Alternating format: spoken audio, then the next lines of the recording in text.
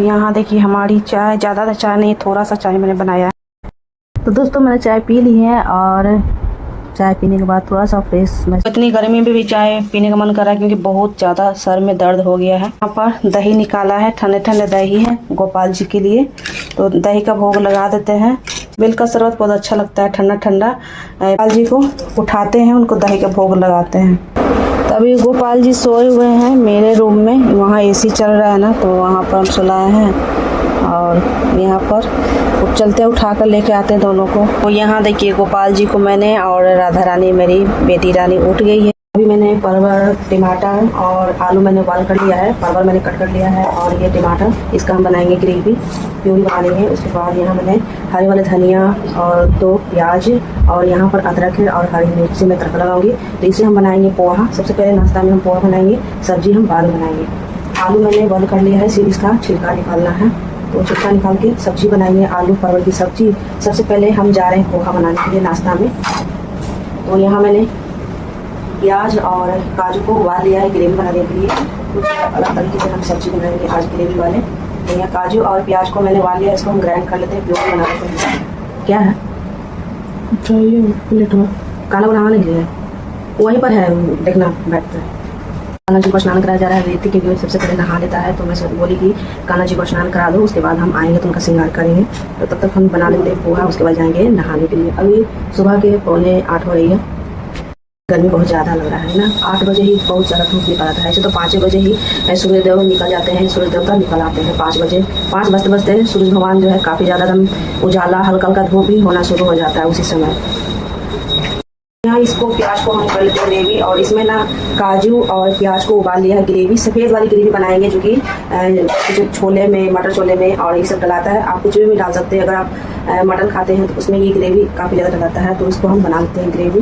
और मैंने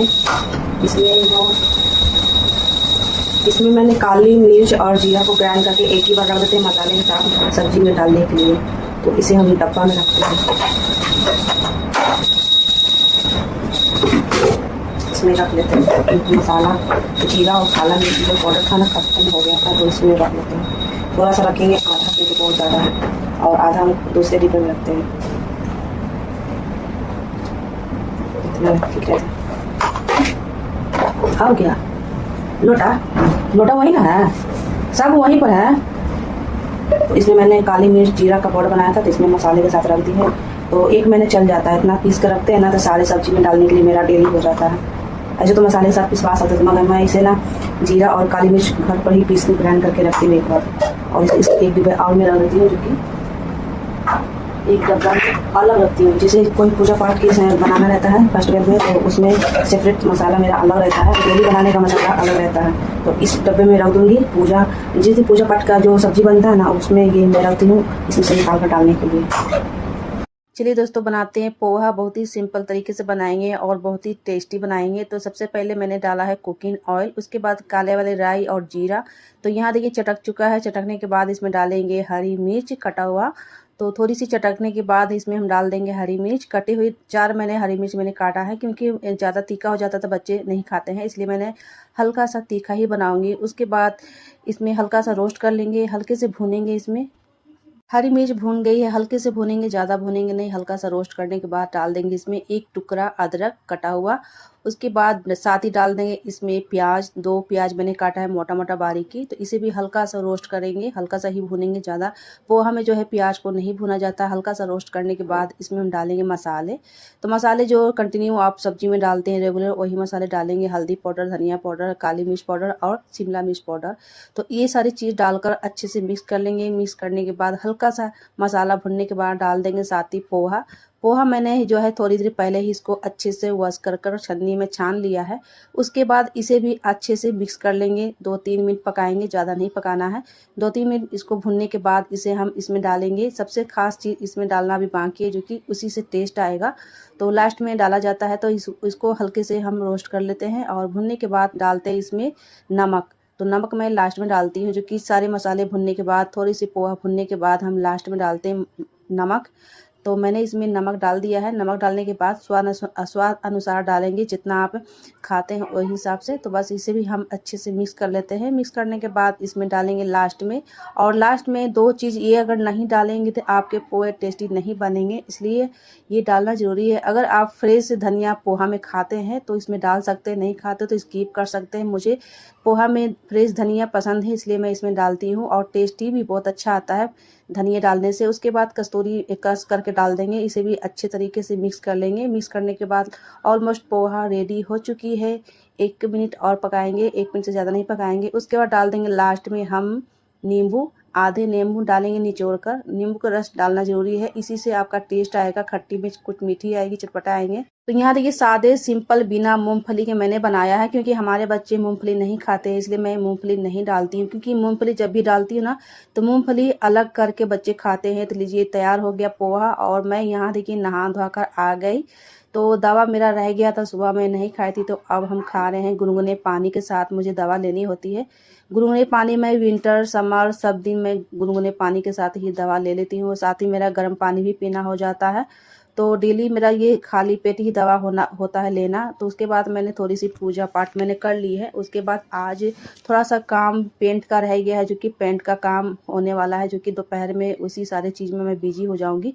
तो यहाँ थोड़ी मैं हाथों की एक्सरसाइज कर रही हूँ, क्योंकि हमारे ये जो पंजे होते हैं ना, फिंगर होते हैं ना, हमारे फिंगर में काफ़ी ज़्यादा पेन होने लगता है। जैसे ही हम जो डस्टिंग करते हैं, कोई भी भारी काम करते हैं ना, गार्डनिंग वाला काम करते हैं, तो काफ़ी ज़्यादा मेरे फिंगर में पेन हो जाते हैं, और सारे सूजन भी हो जाते हैं ज़्यादा काम करने से।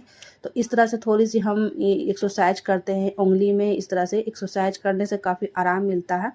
उसके बाद देखिए ये दोपहर नहीं हो रहा है, ये 10 बज रहा है। 10 बजे जो है सारे मिस्त्री आ जाते हैं। तो 2 मिस्त्री लगे हुए हैं पेंट करने में, जो कि ये नीचे वाला में जिसमें मैं रहती हूँ ना, रूम के साथ ही जो है बालकनी है, जिसमें मैंने कपड़ा सुखाती हूँ।